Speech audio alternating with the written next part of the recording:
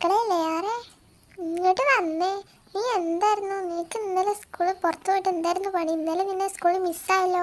എവിടെയായിരുന്നു നീ? സത്യം പറഞ്ഞോ.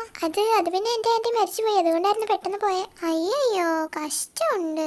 നീ ഇപ്പൊ അവിടെ പോയി ജിങ്ക് ചിക്ക ജിങ്ക് ചിക്ക ജിങ് ജിങ് ജിങ്. രക്ഷപ്പെട്ടു. പെട്ടേനെ ഞാൻ പെട്ടെന്ന്. തുടങ്ങിക്കോളൂ. എക്സാം എഴുതാൻ തുടങ്ങിക്കോളൂ. കാണുന്നില്ലല്ലോ ചേട്ടാ. എന്താണ് അവിടെ കോപ്പിടിക്കുന്നത്? ഞാൻ അങ്ങോട്ട് വരട്ടെ, കാണിച്ചു തരാം നിനക്ക്. നീ ഇങ്ങനെ കോപ്പിടിച്ചോ? എക്സാമിന് മുട്ട കിട്ടും, മുട്ട. നേരത്തെ ഞാൻ നോക്കിയ പേപ്പറിൽ നിങ്ങളുടെ രണ്ടത് ഒരേ ആൻസർ ആണല്ലോ. അതെന്താ? കോപ്പിടിച്ചതായിരിക്കും അല്ലേ? അത് സാർ, ഞങ്ങൾ ഒരുമിച്ചായിരുന്നു പഠിച്ചത്, അപ്പോൾ ഒരേപോലെ എഴുതിയതാ. ആഹാ, അങ്ങനെയാണോ? അങ്ങനെയാണെങ്കിൽ നീ അടുത്ത തവണ ഒറ്റയ്ക്ക് പഠിച്ചാൽ മതി.